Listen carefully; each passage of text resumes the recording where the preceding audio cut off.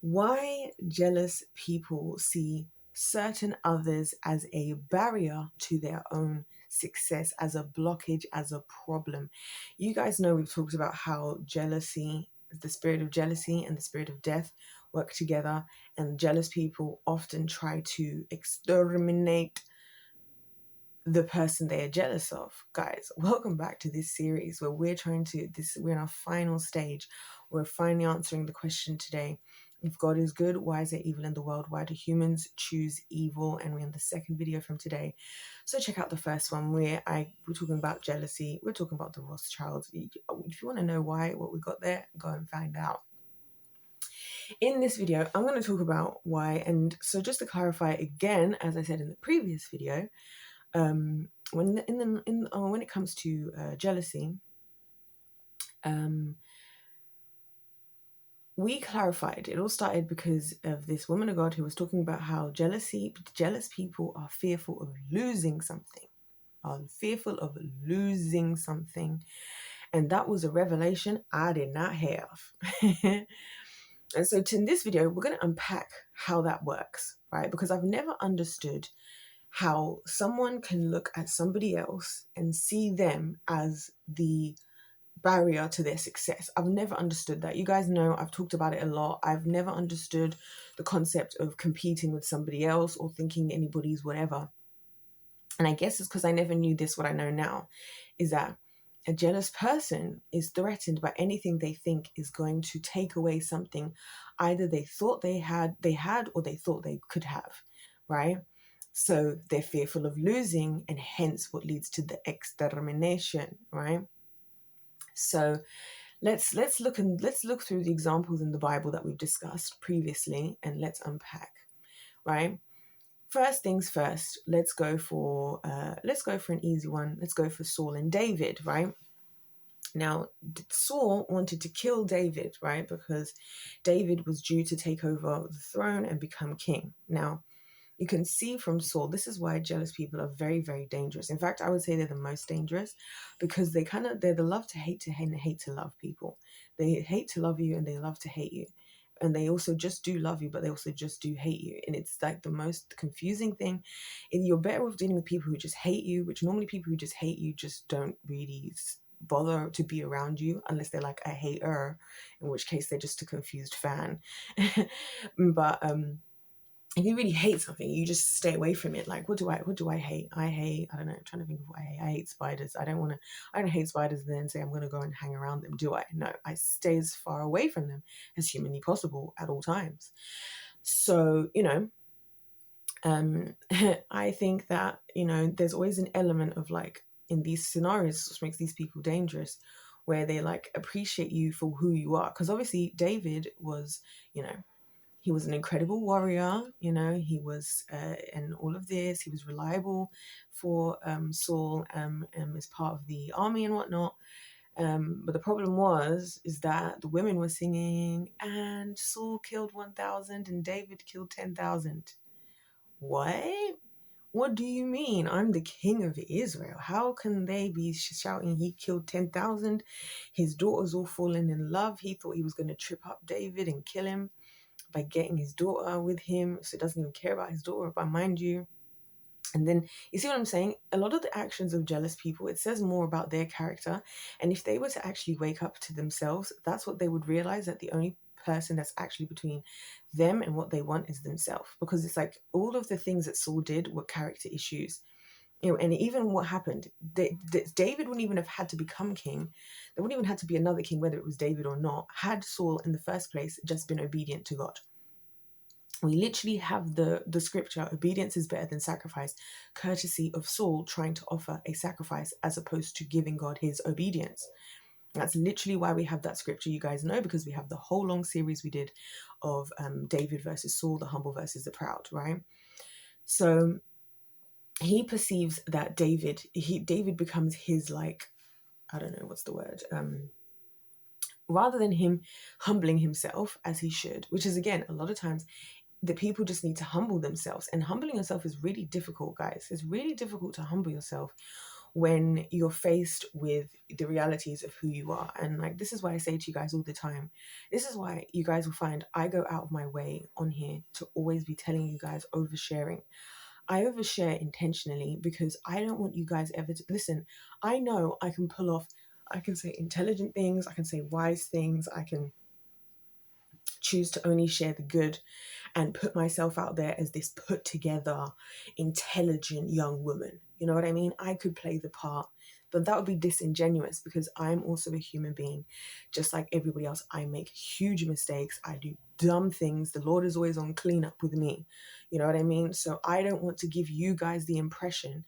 It's important to me that I make sure I don't give you guys the impression, because I need to keep myself humbled, because I don't want God to humble me. Because the Bible says God exalts the humble, right? And what does he do with the proud? Humbles the proud, you know? So Saul wasn't capable of humbling himself. And this is again where a lot of jealous people, see what I'm saying? A lot of the loser mentality behaviors work together. Pride, jealousy, murder. You see what I mean? Those spirits, they work together, right?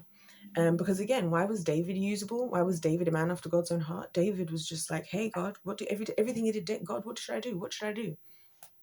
So Saul is seeing David as the problem because in Saul's head, he's afraid of losing. This is where the jealousy is. He's afraid of losing the throne. He's afraid of losing the throne. And God is like about to fast track forget even the throne. You're not even going to be here. You're not even going to be here. You know what I'm saying? And which is what drives him to, even go to witchcraft to try and get a word, because God stops replying to Saul. Because again, Saul's not listening. He's not humbling himself. He's so fearful of losing. And this is what I'm saying. They behave erratically. They start to do erratic things, jealous people, because they so desperately need to hold on to their power, which brings me back to what I was saying about the Rothschilds in the previous video. They're so desperately trying to hold on to their power that it like completely consumes them. And whatever they can see that can be the answer to keeping it, they're prepared to do it, right? And again, the fact that Saul was prepared to go to a medium, to witchcraft, outside of what he would know that is completely forbidden, obviously, for those of us who who are with the Lord, that just again goes to show his character. So if he was to humble himself, some of his behaviors should have been something to say to him like, you know what, maybe I need to change my own behavior. We all go through those things. I was thinking about this earlier when I was in the shower. It's one of the most embarrassing stories ever. And I'm going to tell you guys, okay? I'm so embarrassed by it though. Hold on one second. Sorry, I'm experiencing like a really strange pain in my back somewhere. Like it's just this whole room thing. Anyway, so what was I even saying now? Oh, I'm so sorry, guys. I'm trying to fight through. Like I really want to make this series today because it's the only time I'm going to have time, and it's all fresh in my head. What was I saying about Saul and David? Yeah. So yeah, it completely consumes you, and then you're just prepared to do anything. So then pretty much for the rest of Saul's life, while he's still king, mind you, David hasn't been made king yet, but he is pursuing David, and we watch them both literally on a whole chase of him going everywhere, killing whoever it takes along the way. Anybody that helps David killed. I was about to tell you the story. Oh gosh, okay, I have to. So it's so funny that I realized now that I think about it, I blocked this out of my head because it's one of the genuine most embarrassing days of my life. But anyway, so the actually first competition I ever choreographed for, right? And I have the footage of that as well somewhere. One day we'll do a little, when we went to the competition, we didn't do very well, right? The first time we went. And that's not really the point. The point is how I behaved afterwards, right? Bearing in mind that I was the captain. This was my first thing. And I was just grumpy. I was grumpy. And I was just not a vibe after that. And you know what? That was such ugly behavior from me.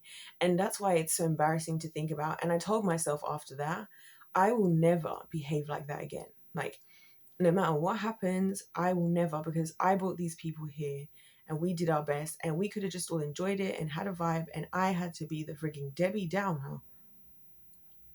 That was so ugly from me. Like, that was so ugly. And so I decided that, after that, I was like, never again. and I've regretted it to this day. Thank God I took the same team to another competition and I was way different, and I knew I was going to be different, but it was humbling. It was humbling, and it wasn't the best version of myself, but I could have doubled down. I could have just, whatever. But anyways, the next one we did do really well, but that's not even the point. The point is I didn't like how I behaved. Do you know what I mean? And I thought to myself, no matter what happens in life, I'm never going to be like a sore loser ever again in my life, like ever after that, you know? Never. So that's why you guys know, you hear me talk so strongly sometimes about certain things. It's because I have lived through the process of being in a place where you have to like stare at yourself in the mirror and be like, is that how you actually behaved? Get a grip, like, you know what I mean? And I had to have one of those moments with myself. So yeah, so Saul instead, he's just getting completely consumed by his obsession, and with killing David. And that's why, you guys, it's important to take those moments to actually reflect and just absorb those horrible lessons. Like, it's horrible to think about even now. Like, it's giving me the ick. I'm giving myself the ick, even though this was literally like 10 years ago. I'm giving myself the ick because I'm just like, ugh, from me, like, that's so disgusting. But thank God that that's how I feel, because it's what's going to cause me to change rather than doubling down. Because one other thing I've realized about like jealous people and losers is because they don't do the accountability part, they double down on thinking what they do is right, and they do it so much to the point that they then truly believe it. And that's the scary part. That's why I say to you guys, this whole thing in the world of like, you just tolerate people and everything can be dealt with through a conversation isn't true, because some people have dedicated themselves so much to a lack of accountability and pride, that they now believe, like, in their mind, they truly believe, like, if you were to put them through a lie detector test, you could sit in a lie detector test, you could tell what actually happened, they could tell you what they think happened, that they now believe, and you'll both pass because they believe in it that much. They've gotten that. This is something, it's consuming. This is what I learned. These people are the true slaves. They're the true slaves because they're enslaved. That's slavery. Being so enslaved that you can't just humble yourself. You can't just like say sorry. You can't just like do better.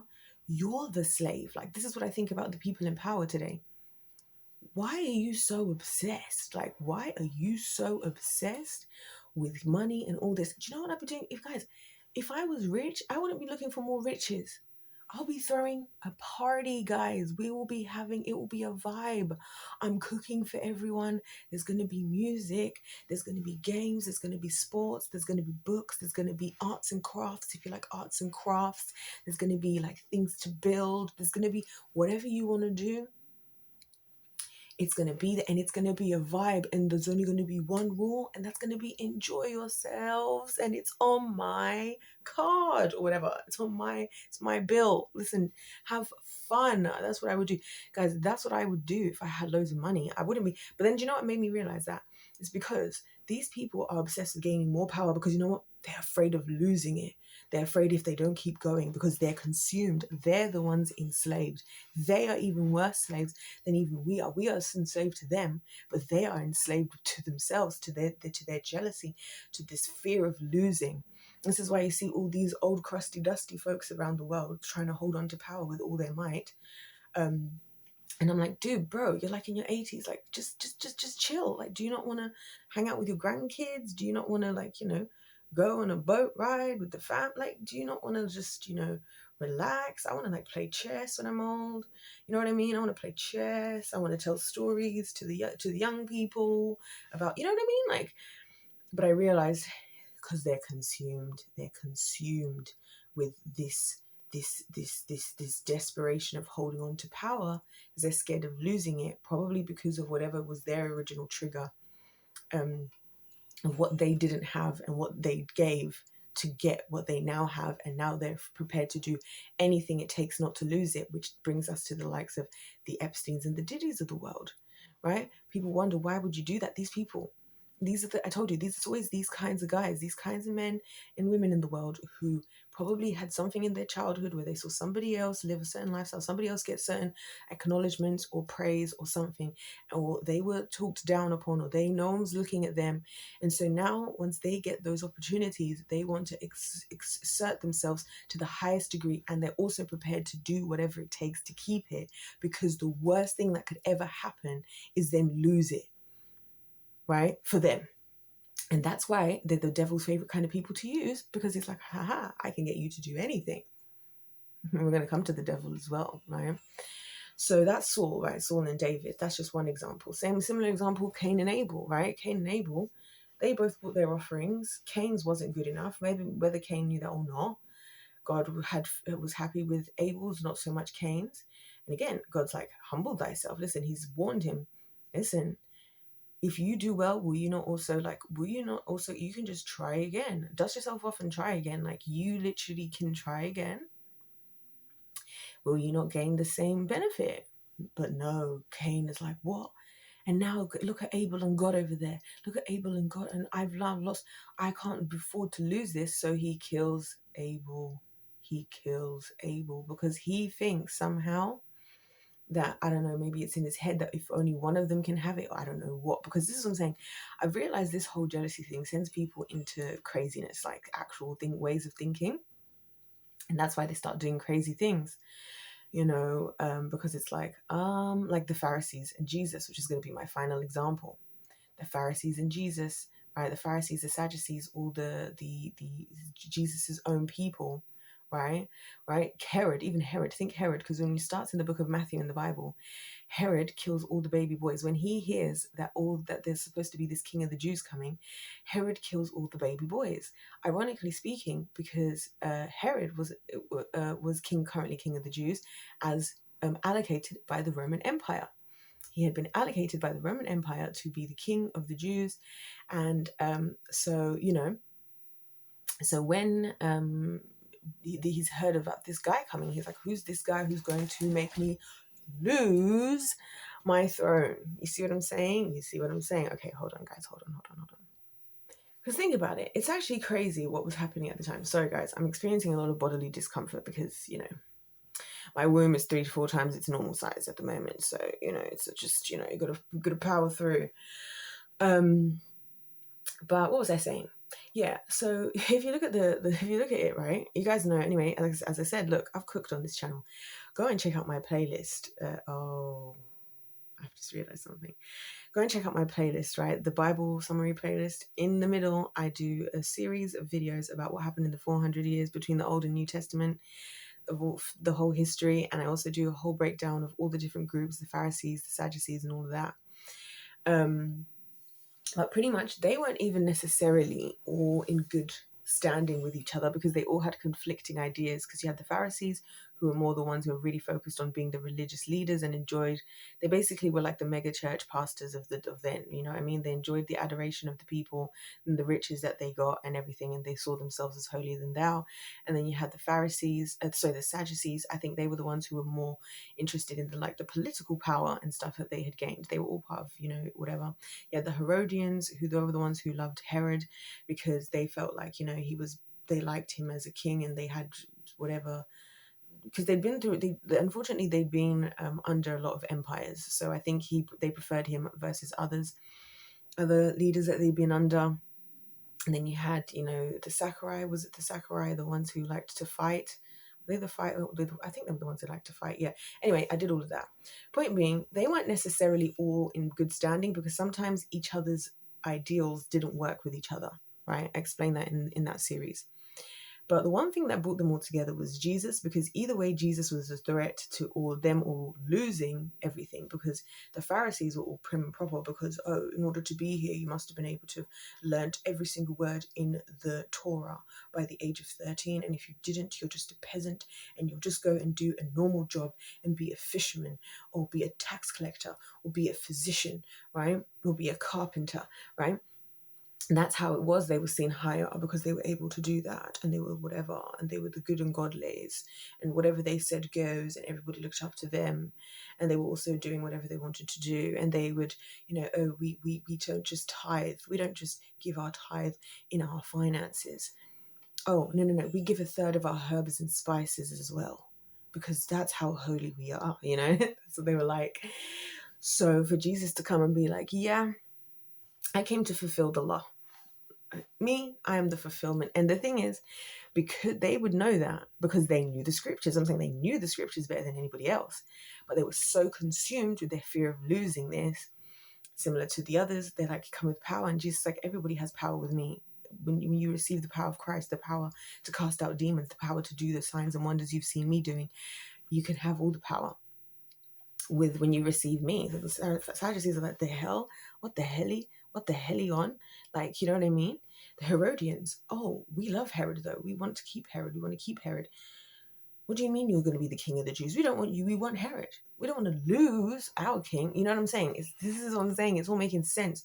So no wonder they were trying to find any which way reason. And this is why jealous people love to be the nitpickers, right?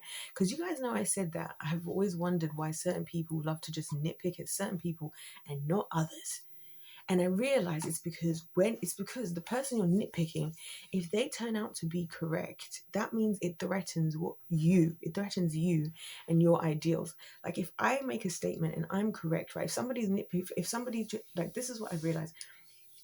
People don't want to have to deal with the truth. So they find, like I said, they double down on their delusions. They double down on lies in the hopes that they don't have to face the truth. So if you're telling the truth, they have to try and discredit you. This is why we live in a world that as soon as you try and speak up and speak out, it's always misinformation, cancelled. Like I said, the devil's temptation trio, cancelled, crazy coffin.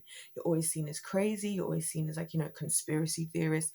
There's always some critique. Where are your credentials? Where is your evidence? There's always the critique and the nitpicking. And it's done that way on purpose. We've been created to be like that on purpose, so that if we actually say stuff that's actually valuable, or if we're actually telling the truth, no one will believe it.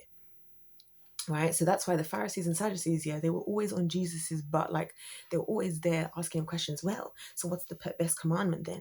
Well, so what if this happens then? Oh, look, there's a woman in there who's committing adultery.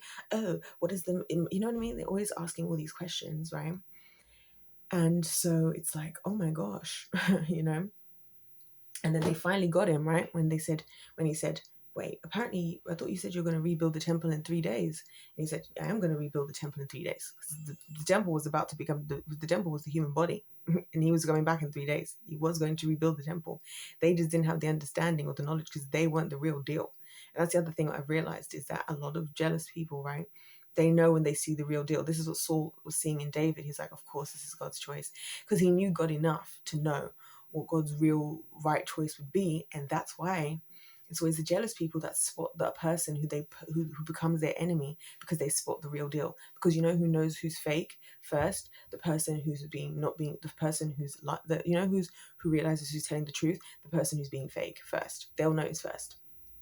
A fake person will notice a real person first, before the real person notices the fake. Because real people just go around being real, whereas fake people know they're being fake. This is what I realized. Fake people know they're being fake. They know they're faking it.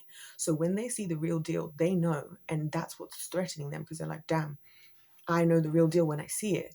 You know what I mean? Because they know it's not them, because that's their own insecurity, which again goes back to what I said to you guys about why I say so much stuff on here about, like, if you have insecurities, or if you experience that feeling ever of like seeing somebody have something, like take it into yourself to like do something. Like that's why I'm so hard and harsh, you guys, these days.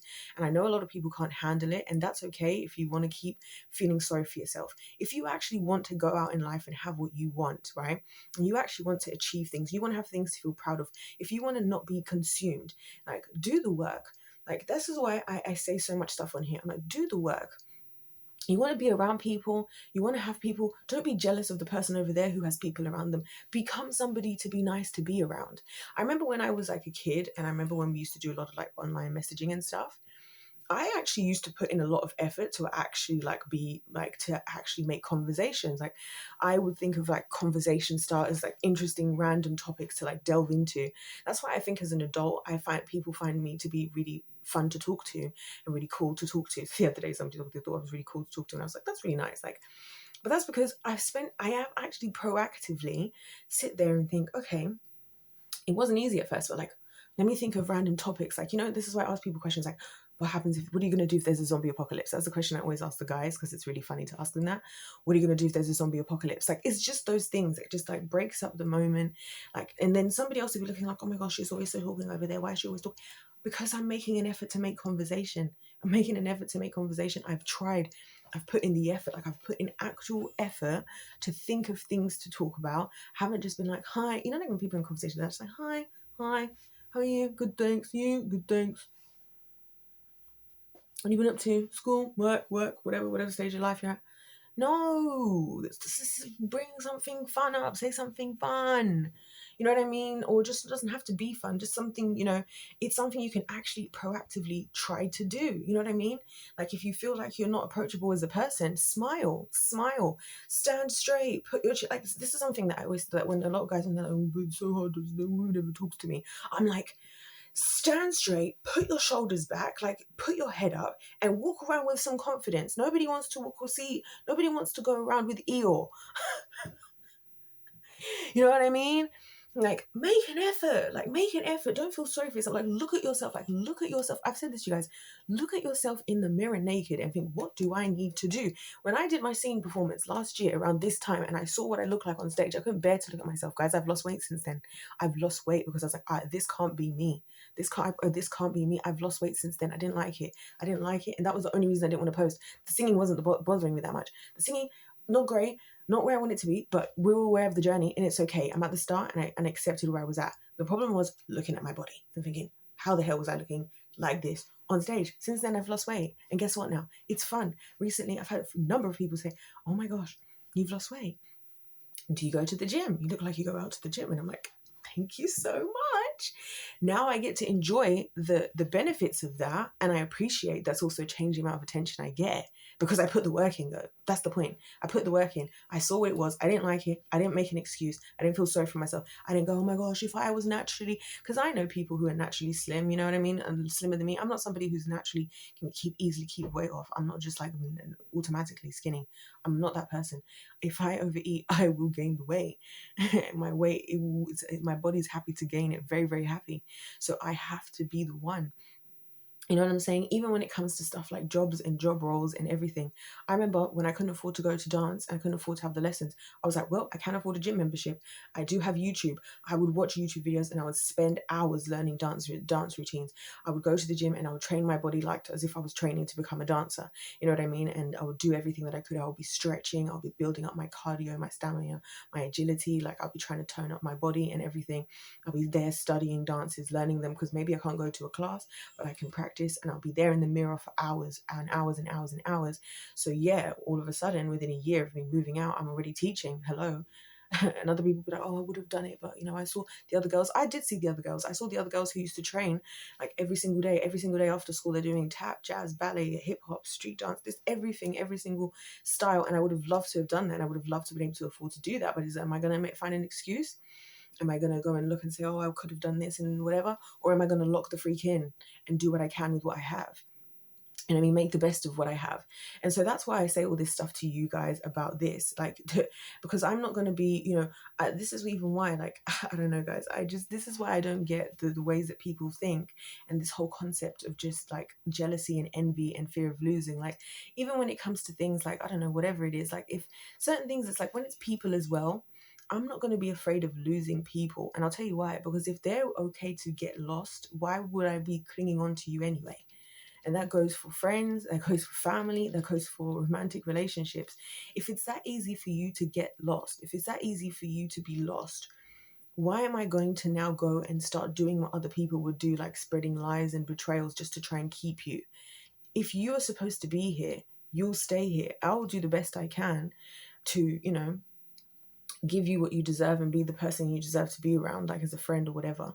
But if you're just going to be taken away, I'm not going to go and play some funny games. I'm not going to go and do some lies to try and cling on to you like how somebody else is. And if you're going to fall for that, that's not my problem. I'm not going to lose sleep over that because that will be dumb and stupid. That's outside of my character. And this is why I keep flicking back to this idea of character. and character being above everything else, right? That's just what I'm saying, because it's like your character is what will, at the end of the day, will show itself. And it will in your actions, because no matter how far you get pushed, the point is that the character within you, and then when your character is revealed, it just goes to prove my point about what I was saying, that jealousy and all this envy stuff is useless and pointless, because if once put in a place where you don't get what you want, or you lose, or you're on the brink of losing what you wanted to have, it then brings out the worst in you. That means there was that in you, maybe that was in you already, that you're refusing to address. That's what actually why you don't have what you want. That's the problem. That's what I'm saying, because that's the truth. The reason you don't have what you want is because of you and who you are, and what you're not willing to do that somebody else is. Because we all can make it work. Do you know what I always notice? And I always want to make a video about this, yeah? You see the guys when they go and get their hair cut by like a barber, and they go from like, I don't know, I'm not going to start throwing out numbers, but I'll say it like how other people would say it. And it will be like they go from a 4 to like an 8. This is why when guys are like, oh, women only want to be with guys who are good looking. I'm like, get a good haircut. How about start there? Get a good haircut. A good haircut will take you far. Have you ever seen how different people look when they lose weight? Look at me. Even get a good haircut. Stop feeling sorry for yourself. Do you know what I'm saying? Stop feeling sorry for yourself, because there's other people. So I'm saying sometimes, I'm like, there's other guys. I respect the guys, right? Yeah. Shout outs to them. I don't prefer overly well-groomed guys, by the way, personally.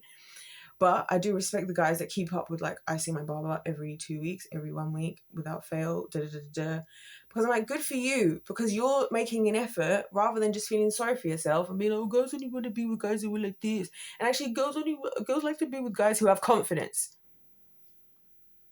Listen, if I wanted to be feeling somebody else to feel sorry for themselves as well and be going through it as well, what am I going to do? I might as well just become a lesbian. Like, this is what I think all the time. I may as well just be with a woman. Where's your confidence? Do you know what I mean? Where's your confidence? Have some confidence. Who cares? Who cares about whatever, you know?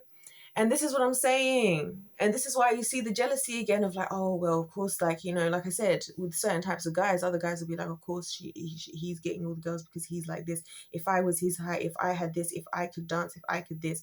It's like your attitude is the proof of exactly what I'm saying. You can only see all the things that somebody else has as the problem. It can't be you. It can't be anything about you. And the fact that that's even your stance and your take is proof of everything I just said. It's your inner character. It's your inner character, because you should be able to champion somebody else and be happy for somebody else. Guys, winning is for everyone. Winning is for everyone. And so it all comes down to perspective at the end of the day. It all comes down to perspective, how you see everything and how you choose to see the world and yourself. And so if you choose to see things that way, then that's on you, mate. And that's what I'm saying about this jealousy thing, and why jealousy, people seeing somebody as a barrier, that's actually the biggest scam of all time. It's actually the dumbest thing. It's actually the dumbest thing. Because guess what? You know what the first thing we have to all accept? Whatever life you were born into, however you were born, whatever, this is where you're at. This is who you are. And don't go and think that somebody else doesn't have an issue, because they do. They all, whatever, everybody has their insecurities. Everybody has their things that are working against them. Everybody has their trauma that they went through. Everybody has something.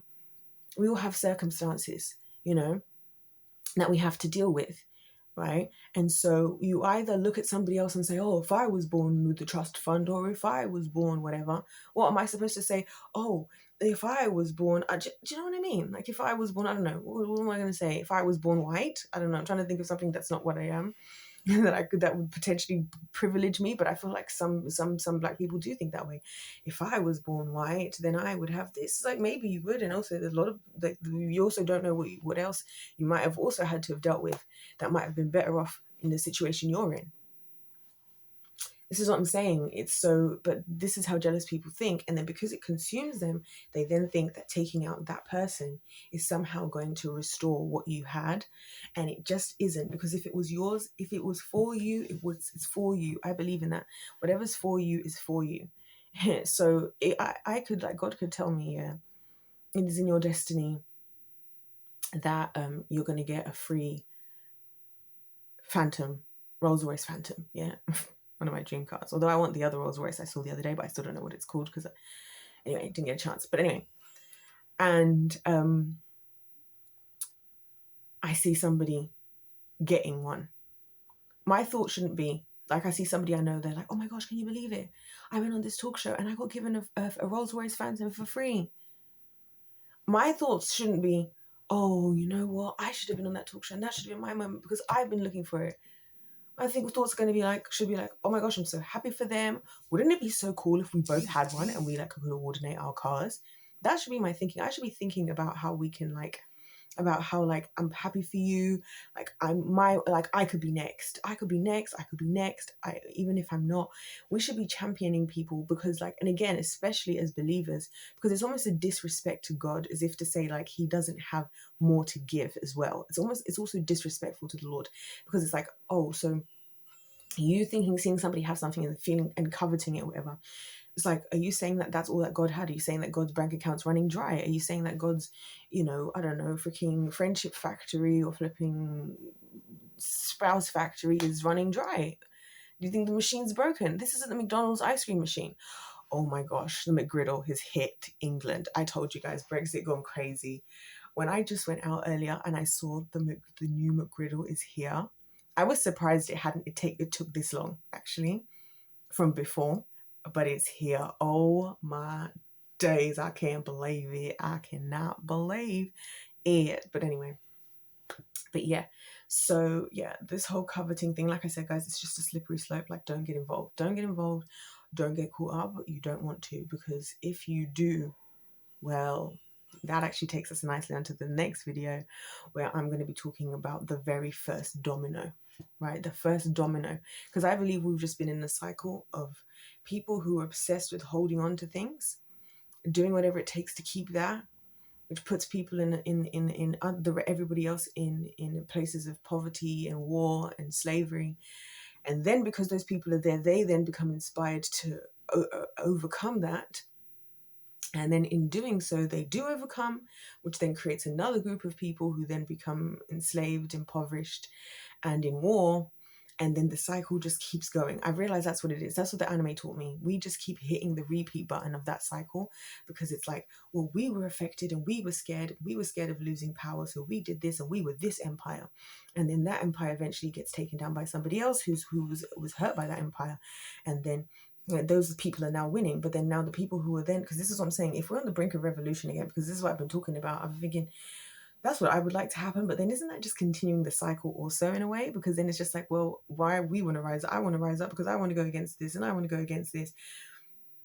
Because of what I've been through and whatever, I want to take this down. But then whoever's remaining of whoever gets taken down is going to want to restore themselves. And it's I realize this cycle just because it's going to go on and on and on.